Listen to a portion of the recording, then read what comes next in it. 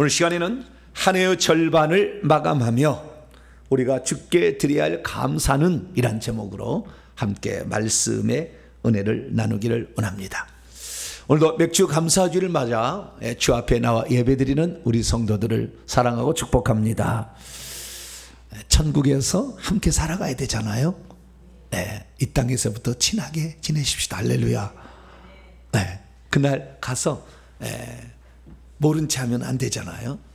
그래서 그리스도 안에 우리는 다 형제 자매요, 또 온라인으로 예배드리는 모든 성도들까지 주님의 축복이 또 평강이 함께 하기를 간절히 바랍니다. 맥주 감사절을 7월 첫째 주에 지킬까 많이 고민해 봅니다. 6월 넷째 주 해도 되잖아요. 근데 7월 첫째 주로 이렇게 지킨 이유가 뭘까? 이스라엘 나라에 있어서 그 맥주 감사주일을, 우리는 이제 신약적인 성도이기 때문에 맥주 감사주일을 하는데 그들은 절기잖아요. 하그 축제인데요. 그 맥주절은 5월 3일에서 10일 정도 이 정도 돼요. 근데 우리는 7월 달에 지키잖아요. 그게 다 뭐 의미가 있는 거죠. 왜냐하면 그 나라의 농사하고 우리나라의 농사가 다르잖아요. 온도가 다르고 비 오는 양이 다르기 때문에. 그래서 우리나라는 보리 추수가 다 끝나고 이제 모내기가 이제 끝나면 요때 이제 하려고 그랬는지 어쨌든 7월 첫째 주에 이렇게 지키고 있습니다. 근데 이 맥주 감사주일이라는 맥추, 보리 맥자 추수할 추자죠. 이게 보리를 추수를 다 끝내고 밀추수를 시작할 때 이 맥주 감사주일을 지켜야 되는데, 이 맥주는 농사와 관련된 절기입니다. 그러나 이스라엘의 절기는 농사와 관련된 절기만 있는 것이 아니라 우리를, 그러니까 그 백성을 하나님께서 어떤 압제에서, 고통 가운데서 건져주신 것, 이런 것도 감사가 되는 거예요. 그러니까 우리나라가 이런 농사를 지어서 감사하는 절기가 예를 들어서 이제 추석날이다 이렇게 표현한다면, 우리는 해방절 있잖아요. 광복절이 있잖아요. 그래서 우리를 구원해 주신 또 이런 그 어떤, 우리나라 사람들은 조상 선영이라고 얘기는 하지만 좌우지간 그 감사, 구원해 주신 것에 대한 감사가 있고, 그리고 뿐만 아니라 절기에서 세시 풍속에 따라서 농사와 관련돼서 감사하는 절기가 있다는, 이스라엘도 똑같다는 거예요. 자, 그러면 이 맥주절은 무엇입니까? 출애굽기 23장 16절을 보게 되면 맥주절을 지키라. 이는 네가 수고하고 밭에 뿌린 것에 첫 열매를 거두기 때문이다 말하고, 수장절을 지키라. 이게 추수의 숫자에다가 저장할 장자예요. 그래서 추수한 것을 저장하는 건데, 이건 가을절기예요. 맥주절은 봄절기고, 봄절기에 끝나는 것이 맥주절이고, 그리고 가을절기가 끝나는 것이 수장절인데, 이 수장들은 네가 수고하고 이룬 것을 연말에 밭에서 거두어 저장하기 때문이다 이렇게 말합니다. 그래서 우리는 이 맥주절이나 수장절은 농사의 절기로서 이스라엘 백성에게 지키라고 하는 절기였다라는 사실을 알 수가 있죠. 그러면 이스라엘 절기는 2개만 있느냐? 그러잖아요. 7개 절기가 있는 것입니다. 그래서 이스라엘의 7대 절기라고 일컫는 절기가 있는데, 유월절, 무교절, 초실절, 맥주절까지는 봄의 절기, 그 다음에 나팔절, 초막절, 속죄일은 가을의 절기, 이렇게 시간적으로 구분해 볼 수 있는데, 이 맥주절은 봄의 절기의 끝에 있는, 봄의 절기의 추수의 절기고, 그 다음에 가을의 절기의 추수의 절기는 초막절이 되는 거죠. 그 2가지 이렇게 추수하는 게 있다는 것입니다. 그러면 우리가 이것을 어떤 시기적인 구분이 아니라 어떤 목적에 따라서 구분한다면은, 이 농사의 절기가 있고 구원의 절기가 있다는 거예요. 그러니까 우리가 감사해야 될 게 뭐냐면은, 이 땅에 우리가 육신에 먹고 사는 농사 잘해야 되잖아요. 우리 육신에 먹고 살도록 하나님께서 이끌어 주신 거 감사하고, 뿐만 아니라 내 영혼을 구원해 주신, 육신이 아닌 내 영혼을 구원해 주신 하나님께 감사하라고 하나님이 절기로 정해놨다는 것입니다. 그래서 특별히 농사의 절기라고 한다면 초실절, 첫 열매를, 보리의 첫 첫열매 첫껏 익은 것을 드리는 거죠. 그 다음에 맥추절, 이것은 보리 추수가 끝나고 밀 추수가 시작될 때, 그리고 수장절, 이건 가을의 절기인데요. 이 가을에 농사를 끝내서 뭐 감람나무, 뭐 포도, 그다음에 뭐죠? 또 안에 빨갛게 되어 있는 여자들 좋아하는 거, 할렐루야. 네, 그게 여자들 호르몬이 좋대요. 네, 그래서 여자들이 좋아하는 거예요. 성류, 뭐 이런 것들이죠. 수장절. 그런데 구원의 절기도 있어요. 그래서 우리를 구출해 내주는 거죠. 애굽의 압제에서 6월절 날 구출해 줬잖아요. 그리고 그것을 일주일 동안 축제라는 것이 무교절이고, 그리고 나팔절 때, 나팔절은 신년절입니다. 신년절. 우리나라 말하면 설날이죠. 그래서 새롭게 시작하게 하시는, 그래서 새로운 출발을 하게 하시는 하나님, 그리고 그 수장절은 또 초막절이라고 그러는데, 애굽에서 탈출해서 광야에 나왔을 때 초막에 거했지만 굶어 죽지 않았죠. 그 초막에 거했던 것을 기억하기 위해서. 그리고 속죄일이라는 절기를 통해 너희들이 죄를 이렇게 용서를 받았다라고 함으로 이런 절기로 이렇게 구분할 수가 있다는 것이죠. 그러면 오늘 우리가 지키는 이 맥추절은 뭐냐? 농사의 절기의 첫 번째 추수의 절기다, 이렇게 정리를 하면 되겠습니다. 그러면 이 날을 하나님께서는 어떻게 지키라고 했느냐? 레위기 23장을 열어보니까 맥추절을 지키는 방법이 나와 있어요. 그것은 너희들이 농사한 거 있잖아요. 보리 추수했던 걸 갖다가 가루로 빻아가지고 거기다가 좀 부풀리도록 누룩을 좀 넣어서 잘 부풀려가지고 떡 2덩이를 다 집에서 해가지고 성전에 나와 하나님께 바치라고 그랬어요. 떡들 가져오셨나요? 네? 떡들 가져오셨나 모르겠네요. 떡들을 다, 그 2덩이의 떡을 하나님께 바치고, 평소 때 잘 못 오니까 3대 절기의 하나인 이 맥추절에 올 때 제사도 지내라. 그래서 번제도 지내고 속죄제도 지내고 화목제도 지내라, 이렇게 얘기하고 있어요. 그런데 이 놀라운 사실은 이 절기를 지낼 때는 전부 방법으로 따라서는 요제로 지내라고 해서. 무슨 제요? 요제. 거제가 있고 요제가 있어요. 화제가 있어요. 이거 방법인 거예요. 요제라는 건 뭐냐? 흔들 요자예요. 이렇게 흔들어서 하나님 이렇게 하는 거예요. 우리가 예를 그렇잖아요. 거제라는 것은 들었다 놔는 거예요. 이렇게 넣는 걸 거제라고 하고, 그 다음에 요제라는 것은 흔드는 거예요. 하나님 이렇게 우리 해줬다고 감사하는 거죠. 그 다음에 화제라는 건 태워서 하는 거죠. 그리고 그 다음에 전제라는 것도 있어요. 술을 부어서 이렇게 하는 전제라는 것도 있어요. 이것은 방법에 따른 건데요. 어쨌든 요제로 드리라고 했어요. 자, 화제로 드리라고 하면 될까요? 안 될까요? 그래도 되겠죠. 그런데 하나님은 이 절기를 어떻게 해요? 요제로 드리라, 감사로 기쁨으로 드리라, 이거죠. 그런데 이것을 이렇게 하고 안 태우는 건 뭐예요? 이것은 제사장에게 다 주라는 거예요. 제사장 농사를 안 하잖아요. 오직 영적인 일만 하잖아요, 그 일을. 근데 너희들이 농사 지은 거 갖다가 요제로 해가지고 그거 먹도록, 그래서 전반기의 곡식은, 쌀은 어떻게 해? 맥추절에 드리고, 가을에 과일이나 뭐 이런 것들은 가을에 절기에 드려서 제사장도 먹고 살아야지 않겠냐. 그런 말은 없어요, 성경에. 그런 말 없는데 아마 그래서 요제로 드리라고 하지 않았을까. 요제는 제사장이 주라고 하는 거니까 그런 게 있어요. 그래서 어쨌든 요제로 이것을 드려서, 그런데 너희들이 감사함으로 이것을 드리라는 거예요. 그래서 우리가 이 하나님 앞에 어떤 절기를 지킬 때는 감사할 것이 있어야 절기가 되는 거예요. 감사할 것이 별로 없으면 절기 지킬 때 그냥 맹숭맹숭 이렇게 하는 거죠.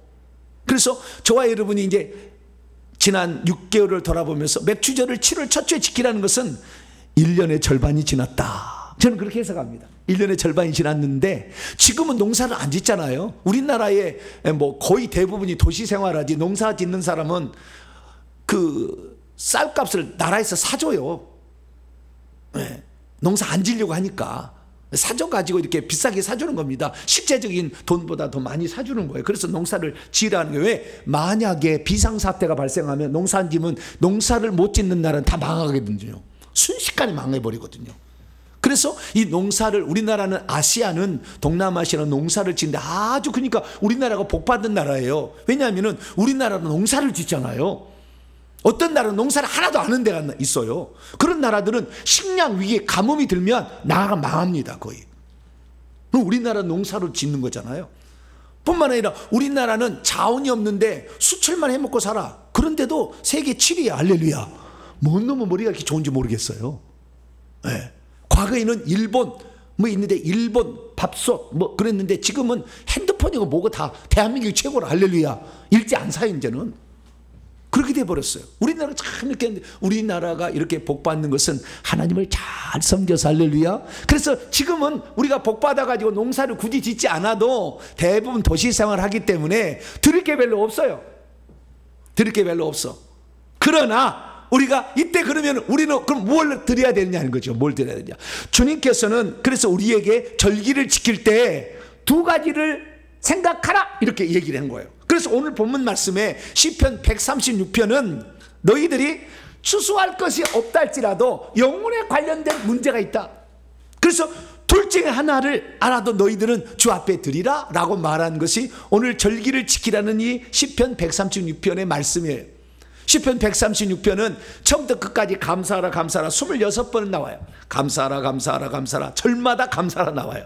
그래서 감사의 절기인 이스라엘의 3대 절기에 요것을 이제 이 찬송을 해서 이스라엘 사람들이 공식 예배용으로 쓰는 이런 말씀이 시편 136편입니다. 그래서 오늘은 우리가 농사를 짓는 사람은 아니지만 지난 6개월 동안 우리의 영혼을 향하여 하나님이 베푸신 은혜에 감사한다면 우리 또한 오늘 절기를 지키는 것이다. 할렐루야. 그래서 오늘 우리가 우리의 영혼을 향하여 하나님 베푸신 은총이 무엇이 있는지 한번 돌아보고 그리고 더 도전해야 될 것이 무엇인가 이것을 한번 살펴보는 오늘 시간이 되기를 간절히 바랍니다. 자, 그럼 오늘 본문 말씀은 어떤 말씀입니까? 창조자여 구원의 하나님이신 우리 여호와께서 모든 신들 중에 신이요 모든 주들 중에 주이신데 이분께 감사해야 됩니다 라고 명령하고 있다는 거예요. 왜 감사해야 되냐? 그분은 선하시고 그분은 인자하시기 때문에 그분 자체는 선하시고 우리에게 자비를 베푸시는 분이기 때문에 그분께 감사하라 했다는 그런 말씀입니다. 우리가 오늘 하나님께 감사할 때 어떤 것을 감사를 해야 되는 것일까요? 그리고 우리가 진정 하나님께 감사를 할 때 어떤 것을 가져다가 주 앞에 드려야 감사의 절기를 지켰다고 말할 수 있는 것일까요? 오늘 본 말씀은 저자가 안 나왔어요. 어떤 데 보면 다윗의 시, 뭐 이렇게 누구의 시 이렇게 나오는데요. 그냥 저자가 없습니다. 그런데 감사 예배 시다 이렇게 알 수는 있죠. 왜냐하면 감사라는 말이 나와요. 근데 재밌는 것은요. 옛날 성경에는 감사라는 말이 1절, 2절, 3절하고 26절만 감사라고 돼 있고 나머지 4절부터 25절까지는 감사란 말이 글자가 작게 써 있어요. 어떻게 해요? 작게. 지금 이제 개혁 개정으로 오면서 그것이 사라졌어요. 옛날에는 그 글자가 작게 이렇게 써 있어요. 그러면 왜 작게 썼을까? 감사란 말이 그 성경의 원문에는 없으니까. 그래서 이 감사라는 이 감사는요, 특이한 거예요. 아주 특이한 거예요. 좀 이따 살펴보면 아주 특이한 거예요. 그래서 우리가 이 감사하라라는 이 말, 야다, 감사하라 이렇게 얘기하는데요. 누구에게 감사해야 되는지, 무엇에 감사했는지 알아야 되는데요. 오늘 이 감사의 시인 시편 136편은 누구에게 감사해야 될까를 얘기하고 있고요. 그 다음에 왜 감사해야 되느냐? 그분이 이러한 일을 행하셨기 때문에 감사한다. 감사하자. 라는 내용이 나오는데 그 행하실 일에 대해서는 감사라는 말은 없어도 그 앞뒤를 보니까 감사라는 말이 들어가도 되겠다 해서 그냥 이렇게 작게 써놨는데 개혁 개정판 오면서 크게 써버려가지고 진짜 있는 것처럼 돼 있는데 안 돼 있다는 거. 그래서 22개의 구절은 안 나와요. 감사라는 말이 안 나와. 4개 구절만 감사하면 나온다. 참조하시면 되겠고요. 그래서 이 감사라는 시인데 이 시는 유월절과 맥추절과 장막절 3대 절기에 이스라엘 민족이 공식 예배용으로 사용하고 있는 찬양시다라는 사실을 알 수가 있죠. 그래서 우리는 이 감사를 하는데 누구에게 감사해야 되느냐, 왜 감사해야 되느냐, 이 부분에 대해서 정확하게 그 내용을 알려주는 귀한 본문이다라는 사실을 알 수가 있습니다. 요약한다면 우리는 여호와께 감사해야 되는데 그 여호와는 신들 중에 신이요 주들 중에 주로서 홀로 기이한 일을 일으켜서 창조 사역을 해와 달과 별들을 지으신 그 하나님이시고, 그 다음에 그것으로 말미암아 인간이 농사할 수 있도록 은혜를 그냥 비를 내리시고, 비 공짜로 주잖아요. 빚값 내려가면 농사 지을 사람 있을까요 없을까요? 제가 농사를 별로는 안 지었지만 그래도 농사는 잘 알잖아요. 가장 중요한 게 비예요. 농사는 비 안 오면 모든 것이 말짱 도루묵이에요. 다 타서 죽어요. 빈데요, 빚값 내놓으라고 해요 안 내놓으라고 그래요? 네? 제가 세금을, 내가 대통령이면 세금을 받아야 되겠어요. 뭐요? 빚값을 내시오. 그러면 되겠어요 안 되겠어요? 그거 안 되잖아요. 하나님이 이것은 하나님을 믿으나 안 믿으나 상관없이 공짜로 주는 거예요. 이것이 창조의 은총입니다. 창조의 은총은 하나님을 믿으나 안 믿으나 모든 사람에게 똑같이 주는 것이 창조의 은총이고, 구원의 은총은 그 중에서 하나님께서 구출해낸 사람들이기 때문에 그 특별한 사람들이죠. 저와 여러분은 사실 예수 그리스도를 믿어서 구출을 받은 거니까 특별한 사람들이, 할렐루야, 특별한 사람들이에요. 그 가운데 구출해, 압제 가운데 마귀로부터 우리를 구출해내는 거예요. 그래서 그 뒤에 보면요, 이스라엘 민족을 애굽에서 구출해내서 광야에서 죽게 하지 아니하시고 적과 꿀인 가나안 땅까지 인도해서 그것을 기업으로 차지하신 이에게 감사하라. 이게 중간에 나와요. 그리고 그 다음에 특별한 건 뭐냐면, 여러분 성경책을 보세요. 이것은 지금까지 한 감사는 다 과거에 있었던 일이잖아요. 조상들이 있었던 일이고 나에게 있었던 일도 감사해야 될 거 아니에요. 그렇지 않아요? 나에게, 그 나에게 있는 일, 전 참 이게 감사가 돼. 그 나를요 개인으로 쓸 수 없으니까 우리라고 썼어요. 딱 두 구절만 우리라는 표현이 나오고 나머지는 다 그들이에요. 그들, 과거의 조상들 이야기예요. 나에 대한 건 그냥 두 가지예요. 자, 23절 24절을 성경, 여러분이 성경책을 보셔요. 23절 24절 한번 읽어봅시다. 시작. 우리를 비천한 가운데서도 기억해 주신 이에게 감사하라. 그의 인자하심이 영원하미로다. 우리를 우리의 대적에게서 건지신 이에게 감사하라. 그의 인자하심이 영원함. 우리라는 표현이 딱 두 번 나와요. 저는 이 말을 들을 때 너무 저는 감격스러워요. 우리를, 나를 비천한 가운데서, 제가 그렇거든요. 나는 정말 우상숭배 찌들은 가정에서 태어나서 우리 조상 누구도 예수 믿지 않는 그런 불신자의 가정에서 미신 잡신 섬기며 우상숭배했던 난데 완전 비천한 거예요. 비천한 그 신분에서 하나님 자녀의 신분으로 하늘에 이제 천국 가시면 알지만 왕노랄 쓴 사람까지 올려주셨고, 주님이 다 올려주셨거든요. 그래서 이야, 이럴 수가 있나? 이건 있을 수가 없는 일이다. 왜? 내 행위를 따라서 베푸시는 애가 아니잖아요. 그래서 우리는 그분께 감사하지 않을 수 없다. 내가 마귀로부터 우리를 건지시니, 우리를 대적에서 우리가 마귀로부터 어떻게 내가 마귀를 이길 수가 있어요? 마귀 이길 수 없는데 나를 거기에서 건지신 그분, 이렇게 감사하라. 이렇게 얘기하기 때문에 그 다른 사람의 이야기, 조상들의 이야기가 아닌 나의 이야기로도 표현하고 있다라는 사실을 알 수가 있어요. 그래서 자기만의 경험하게 된 특별한 그 경험들을 하나님께 감사하라, 이렇게 성경은 말하고 있음을 믿으시기 바랍니다. 믿음이 있어도 누구에게 감사하는지를 우리가 잘 모른다면 엉뚱한 신이나 우상에게, 조상에게 잘못 감사할 수 있어요. 믿음이 있어도 어떻게 감사한지를 잘 모르면 감사의 표현을 어떻게 해야 하는지를 몰라서 감사의 절기를 그냥 이렇게 형식으로 이렇게 그냥 하나의 절차로 이렇게 지나갈 수 있습니다. 믿음이 있어도 어떤 내용을 가지고 감사한지를 잘 모르면 감격하면서 감사하는 것이 아니라 밍숭맹숭한 가운데 감사를 할 수도 있습니다. 믿음이 있어도 개인적으로 어떤 마음 자세로 감사한지를 모르면 감사의 절기가 감사가 아닌 그냥 무덤덤한 감사가 될 수 있습니다. 자, 여러분은 오늘 맥주 감사주의를 맞아서 우리가 어떤 감사를 드려야 되는지를 정확히 알고 이 예배가 끝난 날 시간에는 감격적으로 그 감사를 표현할 수 있는 복된 성도가 되길 축원합니다. 자, 그럼 첫째, 누구에게 감사해야 되는가? 1절로 3절하고 그 그 다음에 마지막 절 26절 감사라고 써진 그 구절만 감사라고 돼. 나머지는 감사를 안 들었어요 사실은. 1절 2절 3절과 26절에 나와 있어요. 자, 누구에게 감사해야 되느냐? 딱 이렇게 얘기했습니다. 우리는 감사할 대상이 욥은 한 분, 홀로 한 분이신 하나님 딱 정해놨어요. 첫째 1절 여호와께 감사하라. 둘째 절에 신들 중에 뛰어난 하나님 엘로힘. 세 번째 주들 중에 주든 아돈 가운데 아돈이신 그분께. 그리고 마지막 26절에 하늘에 계신 바로 하나님. 여호와라는 표현은 무엇입니까? 여호와는 스스로 홀로 계신 그분만 스스로 계신다는 거잖아요. 그 다음에 못할 것이 없는 나는 나다, 나는 모든 것이 된다 라는 그 알파 오메가지 않습니까? 그분께 감사하는데 그분이 뭐냐?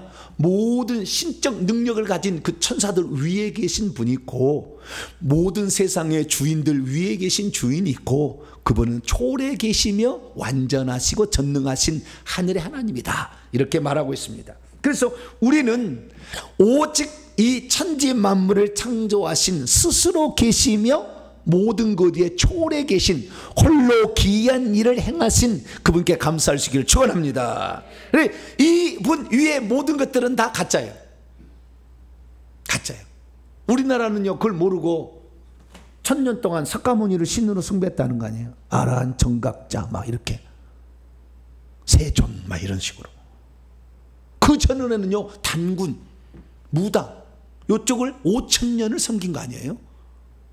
근데 원래 우리 민족은 하나님을 섬겼던 민족이기 때문에 그걸 제천의식이라고 해서 고구려 동맹 그 다음에 그쪽에 동해의 무천 막 이런 것들 보면은요 하늘의 신께 제사를 지내는 거였어요. 근데 시간이 지나면서 잃어버렸어요 그것을. 그러다가 선교사들이 와서 우리에게 찾아오셨기 때문에 우리는 제대로 이제 알게 되었어요. 그래서 우리가 만약에 이 하나님께 감사하지 아니하고 다른 게 감사하면 저주가 온다. 그것을 분명하게 알 수 있어야 합니다. 그럼 두 번째 무엇에 감사해야 되는 것인가? 그 무엇에 감사해 우리가 잘 나와 있어요. 4절부터 보면은요 창조주예요. 홀로 놀라운 일들을 행하셨는데 지혜로 하늘을 지으시고 땅을 물들 위에 펴시고 큰 광명체인 해와 달과 별들을 지으셔서 그것으로 낮과 밤을 주관하게 하신 이에게 감사하라. 그리고 첫 번째는 창조의 하나님께 감사하라. 할렐루야. 두 번째는 뭐냐? 10절부터 나오는데 구원의 그 하나님께, 이제 앞에는 4절부터 9절까지는 창조의 하나님께, 그 다음에 10절부터는 구원의 하나님께 감사하라는 거죠. 애굽의 장자를 치시고 이스라엘을 그들 중에 인도하여 강한 손과 편팔로 인도해서 광야로 나오게 하시고 홍해를 건너서 갈라가 하시며 바로를 그 군대를 홍해에 엎드려 뜨시고 광야로 나와서 살게 하되 굶주리거나 목마르지 않게 하신 하나님. 여기까지. 그리고 그 다음에 그들을 젖과 꿀이는 가나안 땅에 들어가도록 원래 그 땅에 살고 있는 큰 왕들과 유명한 왕들 아모레 왕 시온과 바산한 옥을 죽이신 하나님. 그래서 21절 22절 그 땅을 그들의 땅을 이스라엘 백성에게 기업으로 주신 하나님께 감사하라. 그러니까 오늘 우리가 예수 그리스도를 믿고 있는 이 자체에 어떤 영적인 기업을 우리는 물려받은 거거든요. 근데 이것을 찾아가 보면 우리 1대2대 올라가면 없잖아요. 미국과 캐나다, 그 다음에 호주 이런 나라에서 복음을 전해줬거든요. 그러니까 우리는 그 감사를 잊지 말아야 돼요. 나중에 미국이 우리나라보다 못 살게 되면 우리가 도와줘야 돼요. 별로 감동이 안 오시죠 지금은? 그럴 날이 와요. 우리가 감사해 줘야 돼. 우리가 전 세계 가운데 이 마지막 시대에 대한민국은 하나님 쓰셔요. 엄청나게 쓰십니다. 전 세계를 주도해 갈 거예요. 미국은 거의 타락했어요. 동생까지 다 들어왔기 때문에 미국은 이제 선교사들을 계속 불러들여 안 돼요. 할 수 없어요. 참 신기한 것은 이 대한민국 사람을 싫어하는 나라는 별로 없다는 거예요. 전 세계에. 미국 사람들 싫어하는 데가 많거든요. 근데 대한민국 사람은 싫어하는 데가 별로 없어요. 북한이 싫어하려나 모르겠네. 자오지간 싫어하는 데가 별로 없어요. 항상 우리는 그래서 어느 민족에 가서도 복음을 증언할 수 있는 놀라운 민족이 되었죠. 그래서 우리는 이렇게 감사를 해야 되는데요. 뭘 감사하냐? 우리를 이렇게 예수 믿도록 미리 다 하나님께서 조상들에게 다 이렇게 미리 해주신 이에게 감사하고, 그 다음에 우리 자신에게 비천한 가운데서 우리를 불러주셔가지고 하나님 자녀 되게 하시고 원수 마귀로부터 우리를 건져내신 이에게 감사하라. 그러시기를 축원합니다. 자, 그러면 어떻게 감사를 해야 될까요? 우리는 이 본문에서는 어떻게 감사될지를 잘 찾기가 어려워요. 어떻게 감사하라? 그러면 우리가 여기 보니까요, 느낌은 나요. 이렇게 하는 거죠. 여호와께 감사하라. 그러면은요, 그 다음 회중들이 그분은 선하시며 그의 인자심이 영원하미로다. 또 앞에 사람이 신들 중에 뛰어난 하나님께 감사하라. 그러면 또 사람들이 그 인자심이 영원하미로다. 또 주들 중에 뛰어난 주께 감사하라. 그러면 그 사람들이 그 인자심이 영원. 이렇게 화답으로 왔다 갔다 할 것 같다는 느낌이 들잖아요. 느낌이 실제 그런데요. 실제 그렇게 하는 거예요. 그런데 여러분 놀라지 마세요. 21절 보세요. 135편 21절을 보면 예루살렘에 계시는 여호와는 시온에서 찬송을 받으실지로다 할렐루야 되잖아요. 근데 원래 이 시편이 나눠놓지를 않아서 이렇게 붙어 있어요. 그래가지고 이 할렐루야가 136편의 표제어다. 이스라엘 사람은 그렇게 알아요. 그래서 할렐루야가 이 136편의 주제다, 표제어, 제목이다. 이거 제목. 할렐루야는 뭡니까? 하나님을 찬양하라 이런 거죠. 그러니까 이스라엘 민족이 이걸 읽을 때는 교독하는 거예요. 뭐뭐 하신 이에게 감사하라. 한 사람이 그러면 회중들이 그 인자심이 영원함이로다 이렇게 한다는 거예요. 그래서 우리가 하나님께 감사할 때는 어떻게 감사해야 되느냐? 찬양함으로 감사하는 겁니다. 할렐루야. 이 찬양을 조금 더 올리자면 예배함으로 감사하는 거예요. 예배함으로 찬양을 드려서. 그래서 우리 여러분 찬양이 얼마나 귀한 예물이라는 걸 아셔야 돼요. 그래서 저는 찬양 하나를 부를 때도 그냥 부르지 않아요. 온 마음과 정성을 다해서 부르는 거죠. 그래서 저와 여러분은 어떻게 감사해야 되느냐? 첫째는 찬양으로 감사하는 것이다. 이렇게 알 수 있다는 것이고, 두 번째는 예물을 드려서 감사하라고 율법 규정이 나와 있어요. 신명기 16장 10절과 16, 17절을 보면 내 하나님 여호와 앞에 77절을 지키되, 맥주절이 똑같은 말이에요. 77절을 지키되 여호와께서 내게 주신 복대로 내 힘을 다하여 내 손의 넉넉함을 따라 자원하는 예물을 드려서 77절을 지키라. 16, 17절에도 1년에 3번 이렇게 절기를 남자들은 다 지켜야 되는데 빈손으로 여호와께 배웁지 않고, 그리고 주신 복을 따라 그의 힘대로, 뭐 정해진 거 없어요. 자신의 최선을 다해서 하나님께 예물을 드려 감사하라 이렇게 되어 있습니다. 그러면 우리의 삶에, 그래서 우리는 주 앞에 나올 때 어떻게 예배를 드리냐? 첫째는 찬양으로 예물을 드리시길 축원합니다. 두 번째는 우리의 예물을 갖다가 또 예물로 드려야 되는 거죠. 네, 예물로. 그러면 예물도 없다 그럴 수 있잖아요. 제가 처음 교회 다닐 때 드릴 예물이 없더라고. 하나님께 감사를 해야 되겠는데 내게 드릴 예물이 없어. 그래서 제가요 봉투에다가요 내 몸을 드립니다. 할렐루야. 25살 때 네, 드릴 게 없어. 드리고 싶은데, 드리고 싶은 마음은 간절한데 드릴 게 없어요. 그래가지고 내 몸을 드린다고 편지 봉투에 올렸더니 목사가 됐어요. 그러면 그렇게 자기 몸, 이거 뭐냐? 저는요 오늘 본문 말씀을 통해서 이스라엘 민족이 그들에게 행하신 일을 감사하라고 그랬잖아요. 그러면 우리가 지난 6개월을 돌아보면서 하나님이 우리에게 베푸신 그 어떤 은혜, 그걸로 말미암아 결과로 나타난 열매들을 하나님께 드리는 것도 하나님이 기뻐하는 감사다. 할렐루야. 그래서 제가 지난 이제 6개월을 돌아봤어요. 지난 6개월 동안 하나님께서 과연 우리 교회에, 우리 성도들에게 어떠한 은총을 베푸셔서 열매들을 가져와서 오늘 주 앞에 드릴 수 있는가, 드리고 있는가를 한번 되돌아보고, 그것이 만약에 부족하고 또한 그것 위에 주시는 것이 있다면 우리가 오늘 결단을 해서 하반기에 주실 은혜를 붙잡고 기도해서 내년 첫 주에 신년 감사 주일 때 그것을 드리면 된다. 할렐루야. 그럼 저는요, 제가 드릴 것이 없는데 내 몸을 드린다 해서 내 몸을 드린다 해서 얼마나 드렸겠어요, 뭐.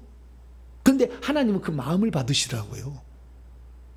그래서 지난 6개월 동안 그러면 우리에게 베푸신 은혜가 무엇일까? 이것을 하나님께 올려드리는 것도 진정한 감사다. 만약 우리에게 행하신 일이 아무것도 없으면 오늘 드릴 게 없잖아요.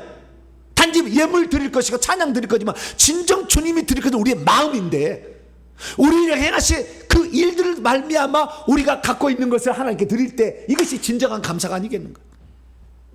그래서 예물을 주 앞에 못 드린다도 절대 하나님께 실망하지 말고 절망하지 말고, 하나님 내 6개월 동안 하나님 베푸신 은혜로 말미암아 이런 것들을 내가 가져왔습니다 라고 드릴 수 있는 복된 성당을 축원합니다. 그러면 과연 주님은 지난 6개월 동안 우리에게 어떤 은혜를 베푸셨을까? 되돌아봤어요. 그랬더니요, 비약적인 발전이 있었어요. 영적인 일에.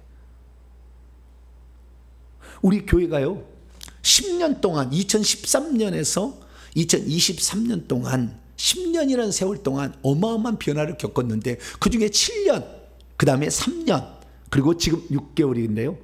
요 7년, 3년, 6개월 동안에 엄청난 변화를 겪었어요. 지난 2013년부터 하나님께서는 저희 교회에 회개를 깨닫게 하셨어요. 회개라는 걸 알게 하셨어요. 믿음으로만 구원을 받는 것이 아니라 회개를 해야 구원을 받는다. 마태복음 4장 17절에 회개하라 천국이 가까웠다. 마가복음 1장 15절에 회개하고 복음을 믿으라 이렇게 했기 때문에 우리가 때가 가까웠으니, 하나님의 나라가 가까웠으니 회개하고 복음을 믿으라. 그래서 자기의 두루마기를 빠는 자들이 복이 있어 생명나무에 나아가며 문들을 통하여 성들이 들어갈 권세가 주어진다. 그래서 이 구원이라는 것은 새 예루살렘 성 안에 들어가야 구원이지, 오늘 지금 이 시간에 구원의 확신에서 당신 구원받았어 이래서 구원이 아니고, 우리가 죽는 날 새 예루살렘 성의 진주문을 통과해서 들어갈 때 이것이 구원이다. 할렐루야. 이것은 결국에 마지막 주님이 보는 것은 회개다. 네가 회개했느냐 이걸 보신다는 거예요. 그래서 7년 동안 이 사실을 외쳤어요. 그래서 회개를 중요하다는 걸 알았는데 구체적으로 회개하는 잘 몰랐는데, 지금부터 3년 전에 2020년에 놀라운 비밀을 알려줬어요. 그 비밀의 결정체가 뭐냐? 회개기도문이에요. 회개기도문. 깜짝 놀랐어요. 저는 나름대로 7년 동안 회개를 외치면서 회개를 했다고 생각했어요. 그런데 회개 기도문을 갖다가 읽어보니까 회개를 거의 안 한 거더라고. 회개를 했어도 자범죄의 죄에 대해서만 회개하고 있었지 우상숭배의 죄에 대해서는 회개하지 않고 있었다는 것을 발견하게 됐어요. 저게 엄청 충격이었습니다. 주님께서 회개하라 할 때 우리는 예수를 믿었으니까 이제는 과거에 내가 우상숭배한 거 이것은 끝났다 생각했어요. 내가 하나님 믿잖아요. 지금 내가 우상 안 믿잖아요. 내가 조상신에게 뭐 제사를 드립니까? 내가 뭐 부처를 찾아갑니까? 안 하잖아요. 나는 오직 온리 예수 그리스도만 나의 구원자라 이렇게 믿고 내가 지금 가고 있기 때문에 나는 모든 게 끝난 줄 알았어요. 그런데 이 회개 기도문을 갖다가 회개를 해보니까 자범죄의 죄, 미워하고 시기하고 질투하고 근심하고 걱정하고 유흥을 즐기고 뭐 수많은 거 있잖아요. 거짓말하고 교만하고 간음하고 음란하고 막 이런 죄 있잖아요. 이런 죄들만이 아닌 우리가 진정 회개될 죄는 우상숭배의 죄가 훨씬 더 크다는 걸 알게 됐어요. 내가 볼 때 한 80%는 우상숭배의 죄를 회개해야 되고 10% 정도만 자범죄를 회개해야 되는 걸 알게 됐어요. 왜 그러냐면 출애굽기 20장 5절에 따라서 우상을 만들거나 섬기거나 절하지 말라. 만약 그리 한다면 하나님은 질투하는 하나님이기 때문에 그 우상숭배의 죄값을 자손 3, 4대까지 물리겠다고 아예 10계명에 써놨더라고요. 어떤 사람은 그래요. 예수 믿었으면 10계명 안 지켜도 된다고. 그렇게 사세요. 그냥 그렇게 사시고 죽어보면 알아요. 10계명 안 지키면 천국 가는지. 요한계시록 21장 8절 10계명을 안 지키면 불과 유황으로 타는 못에 던져진다고 딱 예수님은 빨간 글씨로 얘기하셨어요. 뭐 10계명 안 지켜도 된다고?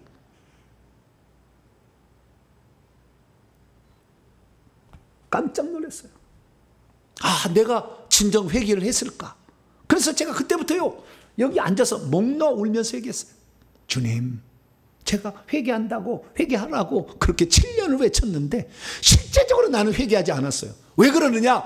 회개를 하게 되면 회개가 두 가지 방면이 있다는 걸 알게 됐어요. 그래서 7년 동안 외친 것은 구원받는 회개에 대해서, 내 영혼이 천국에 들어갈 수 있는 회개에서 외쳤다고 한다면, 지난 3년 동안 외친 회개는 저주로부터 벗어나는 회개가 있다는 걸 알게 됐어요. 그래서 진정 우리가 우상숭배의 죄를 회개를 하게 되면은 우리에게 엄청난 일이 나타난다는 걸 알게 되었죠. 그래서 이 우상숭배의 죄, 이게 뭐냐? 봤더니 4가지 죄가 있더라고. 조상에게 제사 지는 죄, 부처와 불교에 가서 공들이고 탑돌이하고 거기다가 연꽃, 그다음에 등, 기와장 이렇게 했던 거, 사월초파일에. 3번째는 무당 점쟁이 찾아가서 점치고 구댔던 거. 4번째는 미신과 잡신, 고사 지내고 고수레하고 그 다음에 새끼 꽈가지고 금줄 쳐놓고 수많은 미신 잡신, 이런 죄들이 뭘 분류되느냐? 아까 오직 한 분 하나님께만 감사하라고 그랬잖아요. 그런데 다 뭐요? 그쪽에다가 감사하고 그쪽에다가 절을 했던 것이 그걸로 말미암아 저주 가운데 빠졌다는 걸 알게 됐어요. 그리고 그런 4가지 죄를 범죄하게 되면 그로 말미암아 계속해서 파생되는 죄를 짓게 되니 그것이 바로 자범죄라는 걸 알게 됐죠. 그래서 이 자범죄를 어떤 사람이 이렇게 구분해 놨는데 19가지더라고. 교만, 음란, 거짓, 혈기, 분노, 우울, 근심, 걱정, 불평, 불만, 시기, 질투, 쾌락, 유혹, 조급, 게으름, 의심, 두려움, 인색, 욕심, 누설, 수다, 미움과 무자비, 알코올, 니코틴, 게임 중독, 이보다 더 있겠지만 이 종류가, 이 자범죄의 죄들이 그 우상숭배의 죄도 말미암아 악한 영들이 들어와서 우리를 이렇게 죄짓게 하는 거였어요. 그래서 우리가 이 우상숭배의 죄를 범함으로 말미암아 내 삶에 실제적으로 하나님의 통치가 오지 않았음을 알게 됐어요. 그건 뭐냐? 내게 질병은 여전히 있고, 내가 여전히 가난, 재정의 문제가 계속 있고, 여전히 우리 자녀들의 앞길이 이런 막히는 문제가 있었던 거예요. 그리고 여전히 내가 하나님과 관계성 속에 더 많은 은사를 받아서 영안이 열리든지 환상을 보든지 병들 잘 치유하든지 천국을 갔다 오든지 영적인 세계 실제, 귀신이 그 앞에서 벌벌 떨고 떠나든지 이런 영적인 실제들이 회개치 않은 자들에게는 안 일어난다는 걸 알게 됐어요. 그래서 실제적인 혜택을 내가 못 보고 산 거예요. 회개를 외쳐서 그냥 간신히 천국의 턱걸이로 들어갈 수는 있겠지만 실제적인 부분에 내가 혜택을 못 보고 살아. 육신도 마찬가지, 영혼도 혜택을 못 보고 살았던 거예요. 그래서 한번 회개를 해야 되겠다고 3년 동안을 제가 성도들에게 했는데 아직도 안 한 사람 있죠? 간땡이가 부었어요. 내가 보니까. 왜냐하면은 하면은 복이 오는데 모르는 거예요. 그래서요, 실제적인 결과를 제가 말씀드리면, 첫째는요, 눈에 띄는 좋은 결과가 나타났는데, 첫째는 건강이 좋아지고 회복되는 거예요. 시력이 좋아지고 관절염이고 우울증이 낫고요, 위염이 낫고요, 실제적인 병이 나아요. 둘째, 재정이 회복되는 겁니다. 어떤 사람은 집을 사고요, 어떤 사람은 마이너스 재정이 플러스 재정으로, 어떤 사람은 빌딩을 사고. 회개한 사람이 얘기해줘서 알아요. 제가 실제로 일어나는 거예요. 세 번째는 뭐냐? 자녀들의 문제가 풀리는 거예요. 자녀들의 병이 낫고 취직이 되고 그 뒤에 삶이 풀어지는 것이 나타나는 거예요. 이것은 육체라고 한다면, 네 번째는 어떤 사람은 귀신이 떠나가고, 귀신이 떠나가니까 은사가 주어지기 시작해서 환상을 보기 시작하고 천사를 보고 귀신을 보고 그 다음에 예수님을 보고 천국도 가요. 지금 천국도 간다니까.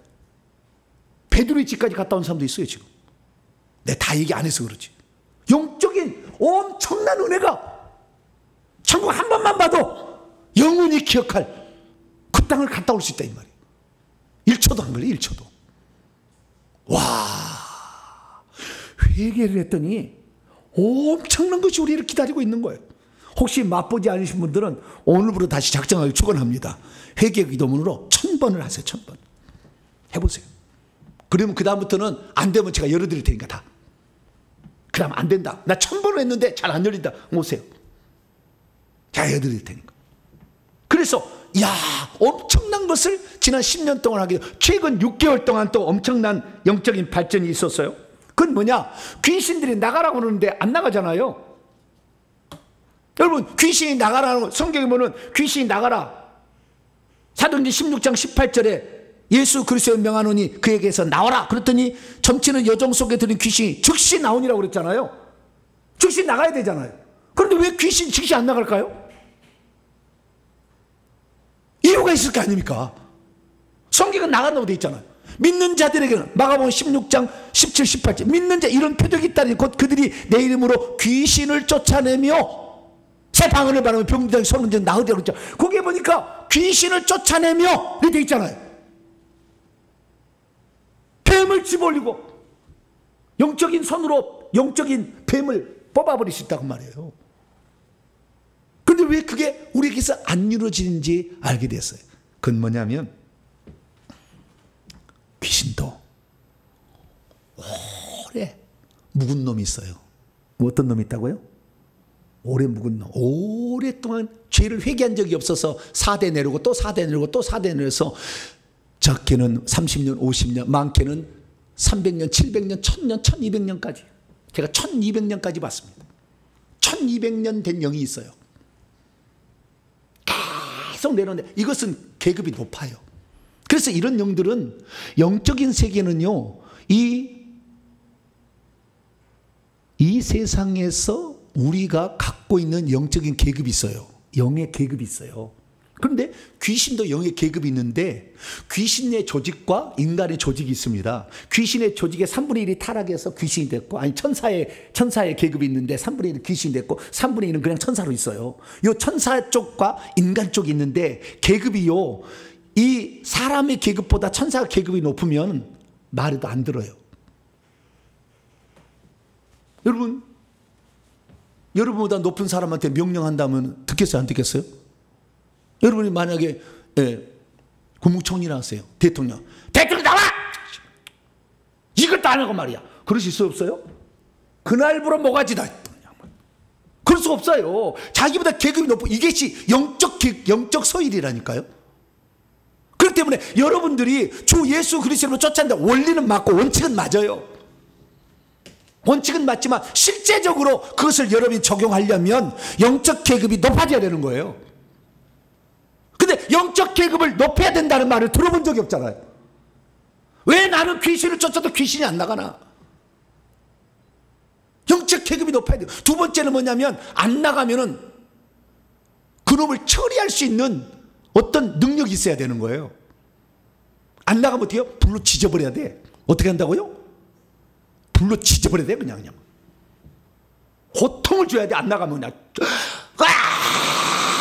그러고 나가야 돼. 안 나가면 그냥 나갈 때까지 그냥.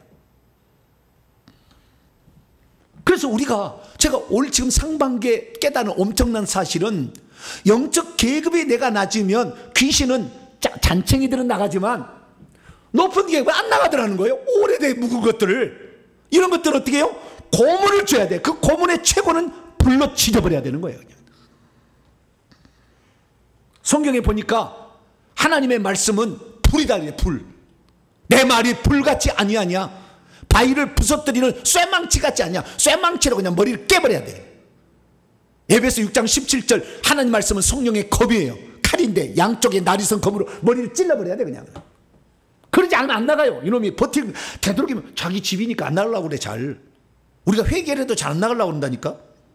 그럼 뭐요? 강제 철거를 해야 돼. 뭐라고요? 강제 철거. 안 나가면은 천사를 동원해서 그냥 끌어내! 뭐 이렇게 해야 되는 거예요. 안 나가면 그냥 화염 방사기로 지져버려. 그냥 지져버려야 돼. 왜? 하나님은 소멸하는 불이다. 할렐루야. 그래서 우리가요, 영적 세계에서 권위를 갖고 이 귀신하고 대적하려면 어떻게 해야 되냐면은 반드시 불의 은사가 필요한 거예요. 요한계시 20장 10절에 보니까 마귀도 불과 유황에서 고문을 밤낮 괴로움을 받는다고 그러잖아요. 그러니까 하나님이 주신 불, 성령의 불을 집어넣어버리면 고문을 받아요. 고문을 그놈들이. 그래서 견디다 못해 나가는 거예요. 그래서 불을 사용할 수 있어야 결국에 영적 권세는 풀어먹을 수가 있고, 뿐만 아니라 우리가 영적 계급을 높여가야 된다라는 것입니다. 그러면 영적 계급은 대체 어떻게 높여갈 수 있는 것일까요? 그건 두 가지만 머리에 생각하시면 돼요. 첫째는요, 야전이 있어야 됩니다. 뭐가 있어야 된다고요? 야전. 야전이라는 것은 치고받고 싸우는 전쟁터가 있어야 되는 거예요. 나는 저 귀신들하고 나는 상대 안 해. 그리고 만약에 있으면 안 싸우잖아요. 계급 절대 안 올라가요.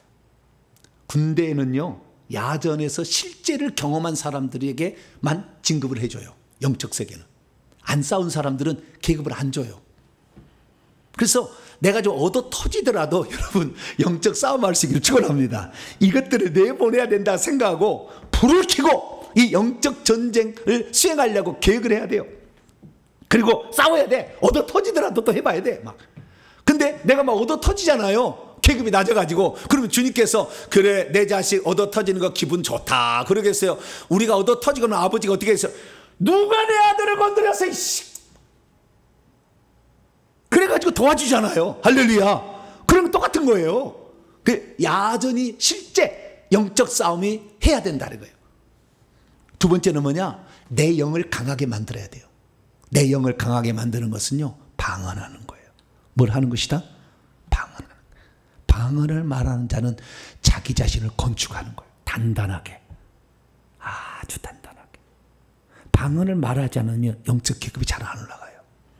방언 못한 사람은 빨리 저한테 신청하세요. 방언을 하게 해달라고. 그리 어려운 문제는 아니라고 봅니다.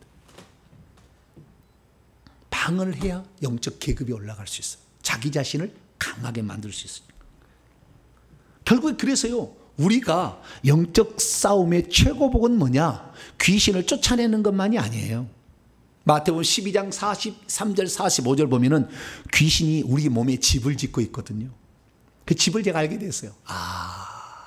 우리 온몸에는요, 귀신의 집이 있는데, 뭐, 서너 개부터 시작해가지고 20개, 30개까지 있어요. 집이. 머리에, 가슴에, 배에, 자궁에, 다리에, 손에, 등에 집이 있어요. 손과 발에 있는 귀신의 집은 파괴하기가 비교적 쉽지만, 배, 가슴, 머리에 있는 것은 쉽지 않아요. 재질이 다 틀려요. 흙으로 만든 집도 있고, 영적으로 봤을 때 흙으로 만든, 나무로 만든 집, 그 다음에 돌로 만든 집, 철로 만든 집, 노수로 만든 집까지 있어요. 이것들이 파쇄해야 되는데 불 갖고 안 돼요. 집이, 흙집이나 나무집은 태울 수가 있는데 돌이나 쇠나 그 다음에 노수는 안 태워져요. 박살을 내야 돼, 박살을.